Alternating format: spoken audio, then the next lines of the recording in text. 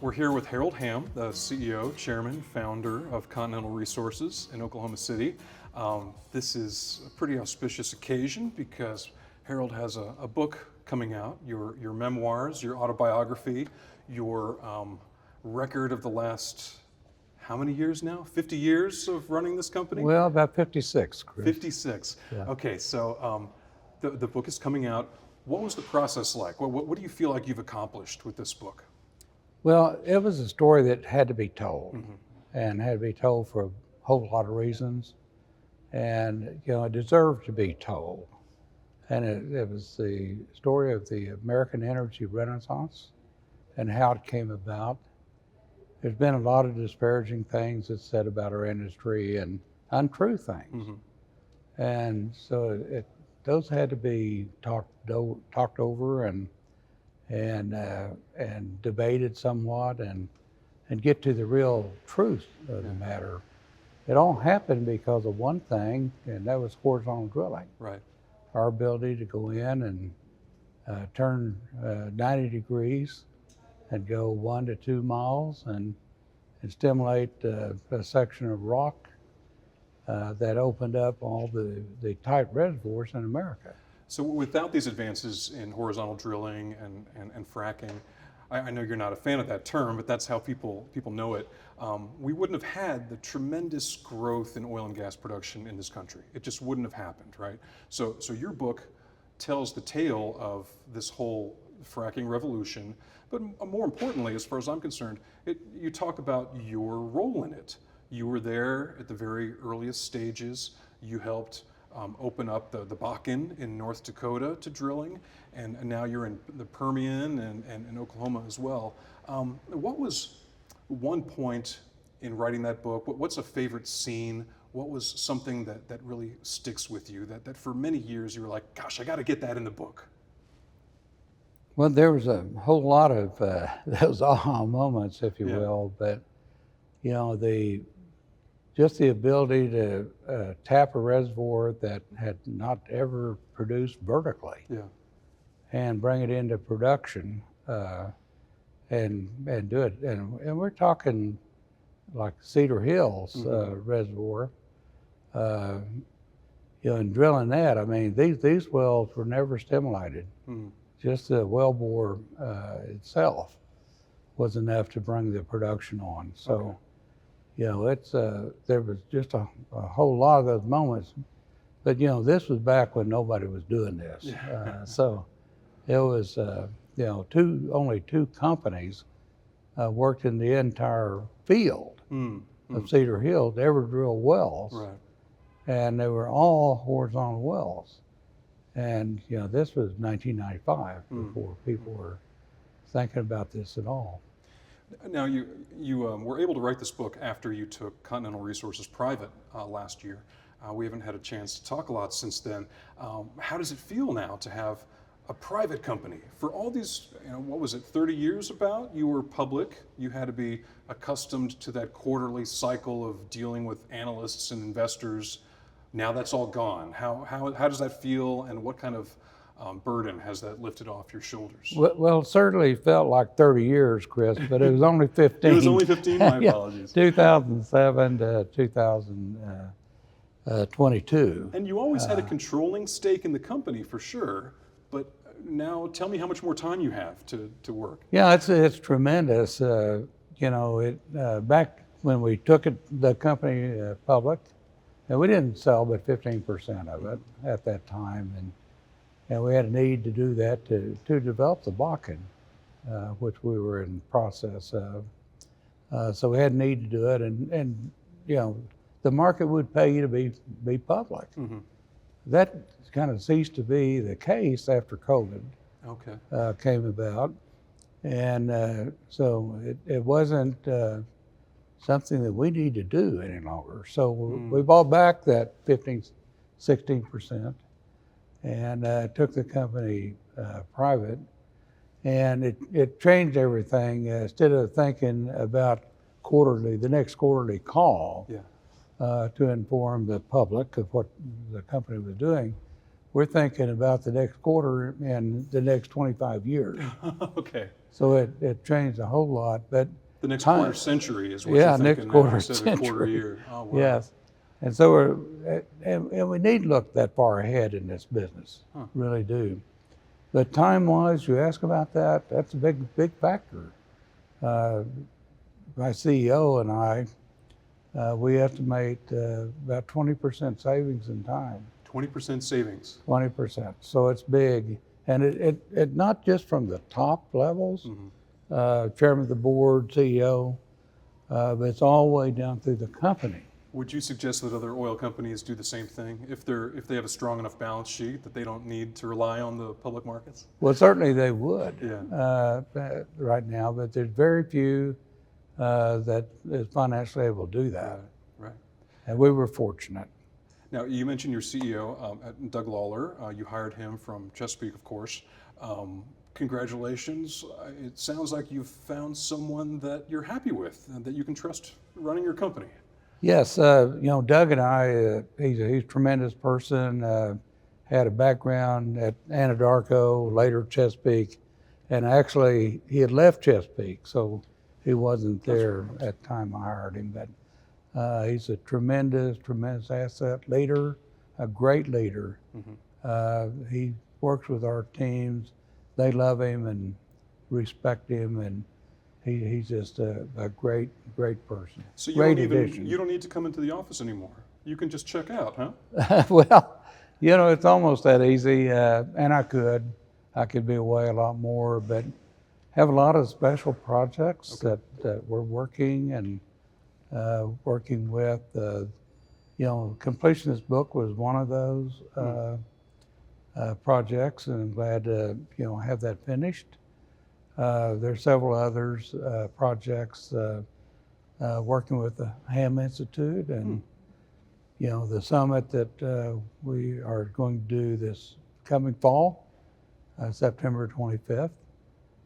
So it's quite significant, some of the things we're doing. That's good. On the oil and gas side, can you tell me about any your most exciting well that you guys have drilled recently, or which part of the country that you're most excited about? Is it your Permian acquisition? Is that where you're spending more time and effort? Well, we've always been someone that's generated our ideas and drilling concepts and geologic concepts internally. Internally. And inside the company, and certainly we've always done that. The most recent addition to that has been the Permian, and we were actually had a geologic concept that put us in the Permian, and we'd leased a lot of land prior to the acquisition of the properties that we bought from Pioneer. Okay. But that was a good acquisition, a good time to do that, and a very good property. And we're glad we did that. So in addition to the properties that we owned out there, and we've added to that position considerably. So in the past, you had to tell the street, you had to tell analysts about your most exciting material changes that were happening in the country, in the company.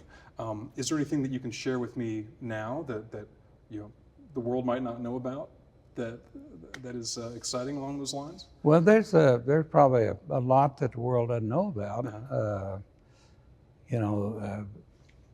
Because we haven't had to report anything to the street other than our 10Ks. And so what's been going on under the radar? The SEC. We've grown production somewhat, not tremendously, but we've had nice steady growth, consistent growth over the past several months since we took the company private November of 2022. And the addition of the additional work that we're doing in the Permian, most of that is new. And so it's exciting. And we're glad to be there doing what we're doing and having fun. not only there, but with the other properties.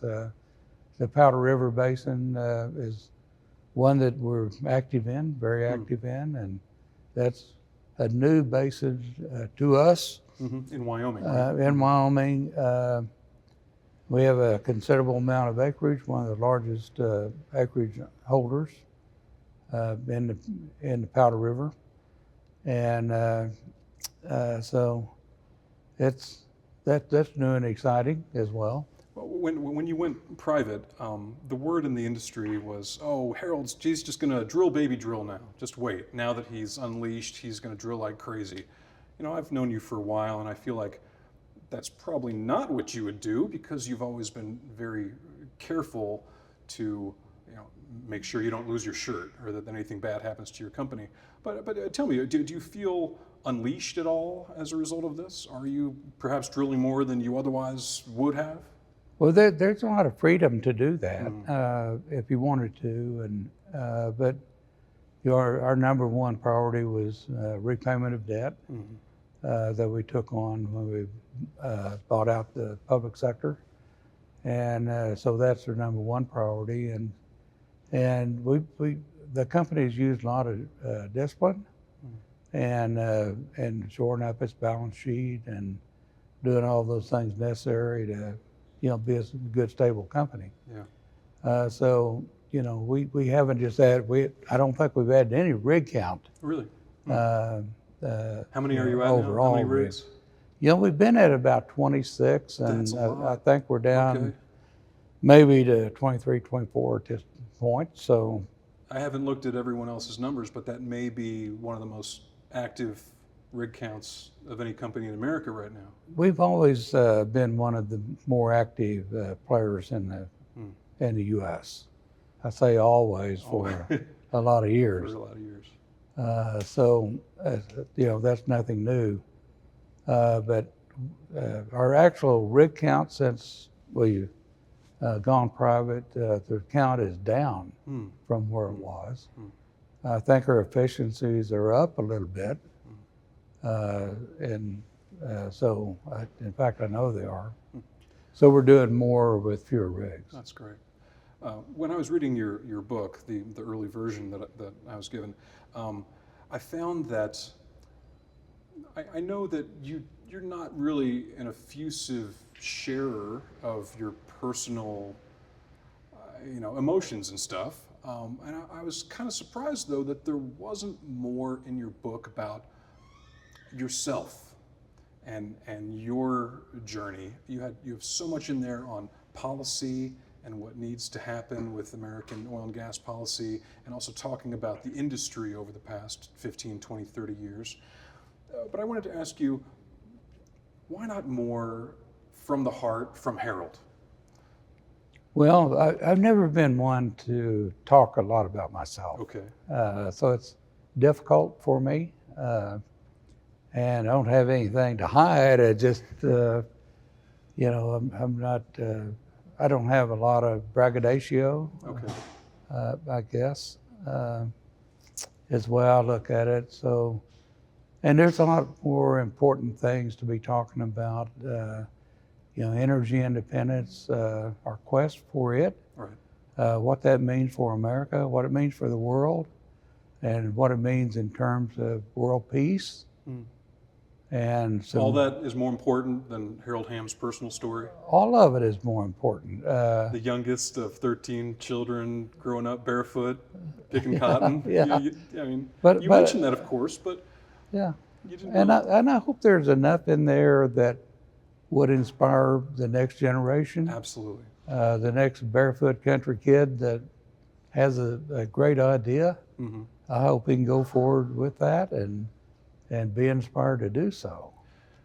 Well, tell me how you feel about America when it comes to the entrepreneurial spirit of this country and the opportunities for, young entrepreneurial-minded kids to build their own company and get ahead. Where do you think we are? Are we going in the right direction, wrong direction? How do you feel these days? There's a whole lot more regulations today than there was 56 years ago when I started. They won't even lease you federal lands now. And yeah, I know that's ridiculous. You know, So it's a little harder than it was when you started, well, perhaps. it's a lot more difficult, I think, but it can still be done. You know, with the same determination, grit, and everything that same thing it took when I was getting started.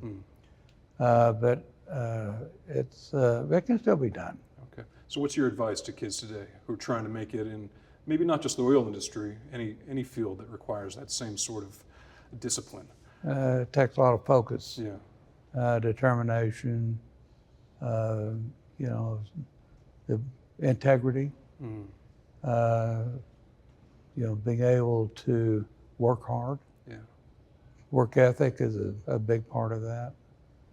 You know, just staying with it. Yeah. And it's more than just the amount of hours that you put in. It's you got to work smart. Hours, you know, the 10,000 hours, I believe in that. You believe in that? I really do. You have to put the time in. You know, there's to get good at what you do, and you know, it did for me. It took 10,000 hours for me to be a good oil finder, and I think it will for the next guy. Well, you're probably going on 100,000 hours now, so it's been quite a career. Yeah. So, of course, you've appeared on the Forbes 400 list for many years now. You fell in valuation recently after you took the company private, because once you were private, we have to take all of the debt load and deduct that from the equity valuation of the company. Is that something that even matters to you or registers to you, that, you know, according to stupid Forbes magazine, I'm worth a few billion less after I take my company private? And how do you look at that? How do you think of your wealth and wealth in general? Yeah, I never did look at that very much. That wasn't what I went into business for. You have to make money to stay in business. Sure. Don't get me wrong. Yeah. And you'll go broke without it. But so that's part. But I never did. It's more about the process, having fun. Yeah. And doing something that was important, something that was bigger than me, perhaps that would change the world, as horizontal drilling has, something very meaningful. So that has meant a great deal, perhaps more than, you know, the final count. Really. So it was never about, you know, a chip on the shoulder showing that I got a bigger pile of dollars than you guys. That never really drove you in your career. No, it was always the belief that if you did everything right, that's going to be there. Yeah. And it tended to work out for us. Good. What's most exciting for you for the rest of 2023 and into 2024? What are you going to be focusing most of your time on in terms of, you know, geology or operations, or maybe it's philanthropy? What are you really engaged in these days? Well, I think keeping Continental on the path, as a chairman of the board, the path of success and growth and all the things that, you know, it stood for, and you know, all of our hardworking people. Make sure that you know, we live up to what they need, and provide everything that they need. That's a big part of it. You know, I mentioned the Hamm Institute of American Energy. You know, the role that can play in the future, and has played already. So this is a think tank that you've created? It's more than a think tank. It does a whole lot of things, research and you name it. But the main thing is getting all these young people back involved in industry, through the various universities that we're associated with. Good. So that's a big part of it. For people who have not been paying close attention to the shale revolution in America over the last 15 years, it really has not been possible without technological innovations. Horizontal drilling, hydraulic fracturing, these are things that are common in the industry now, but when you started, they weren't. So explain to us in your own way what makes these innovations so vital and responsible for the energy revolution that we're still in. Prior to horizontal drilling coming about, the nation production, both for oil and gas, was in what we call terminal decline. Everybody thought it was just going to be produced out terminally. That was through the gone. 1990s, it was just falling and falling. Yeah, and even from the about mid-80s, Okay. so earlier than that. And its terminal decline began in the 80s, late 70s, and it was going to be produced out and gone. Yes. And so we started early on with horizontal drilling, basically in the late 80s. A lot of people didn't know what was going on, but it came on so quickly with some really big things we did. Cedar Hill is a good example, 250 million barrel field. Our Continental and Burlington's only companies that ever drill wells in that field, and they were all horizontal. It wouldn't produce vertically. And So boom. in the past, when the industry started, you would drill vertically to get the oil, but that wasn't working in Cedar Hills? It did not work. So once you figured out how to go horizontal, Then suddenly, these wells would come on 700 to 900 barrels a day. So it's a game changer. and the light bulb went off. And it went on off for a lot of people. Suddenly, that happened. So we went on to create several big plays. One of which was the Bakken, that Continental led charge on. And other plays, for instance, became popular pretty quickly using this technology. The Barnett, big gas play. And suddenly we had some people that wanted quickly to disparage this industry. And so they went about it with a lot of money, a lot of resources, and we say they disparaged it by the terminology. They started calling it fracking, You didn't like that? and the F word became prominent. Okay. They called us frackers, meaning that and other bad things. And there was a whole lot of money that was spent, some films made that basically disparaged the industry. And particularly, everybody thought if they weren't knowledgeable that there was just innovation on fracking. Right.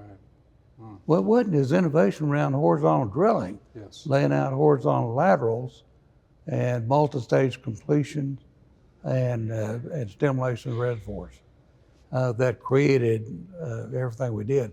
Suddenly, production zoomed, reversed the terminal decline, but a lot of people thought they had to stop that. Russia got involved, spent about $500 million on propaganda in this country. On anti-fracking propaganda, because Russia didn't, they felt threatened. You know, Gazprom felt threatened by America's new shale gas. Yeah, and basically that they're worth of all the reserves that they had in Russia. Yeah. If this went around the world untethered, that value was going to go to nothing. And that's exactly what happened, because without the fracking revolution, the United States would not be able to export such massive quantities of natural gas in the form of LNG now, you know, and especially sending that to Europe to make up for the Russian gas that they're not getting right now. That's So, exactly yeah. right. So You guys helped save the world, in effect. absolutely. Just think about how cold it would have been in Europe last winter Right. without all the shipments of That American LNG. shale gas. Yeah, Right, that's so that true. saved them. Do you think that people are slowly coming around to appreciate that story? Sure they are. They are, because there haven't been in the past decade they were warning that, oh, fracking is going to destroy groundwater and cause this problem and that problem, but there haven't been a lot of issues. Sure, every industry has its problems, but there hasn't been widespread instances of drilling and fracking related problems, and Well, no, in fact, the propaganda, if you remember Gasland, yes. that was out there. I mean, there's another film just, full of lies. They were claiming that, what we were doing with horizontal drilling and blamed it all on fracking. And there again, and said it was going to pollute all the groundwater in America. Hasn't Well, yet. that hasn't happened. So that's interesting. So that movie was probably 12 or 13 years ago. Now that you've done your autobiography and your book, you're going to make a movie? Who's going to play Harold Hamm in the movie version of your life? Gosh, I don't know. There'll be somebody a lot better looking than I am. Let's call George Clooney and see what we can do. It's a great book, and it's great to see you again. So thanks a lot for your time. You bet. Thank you, Chris.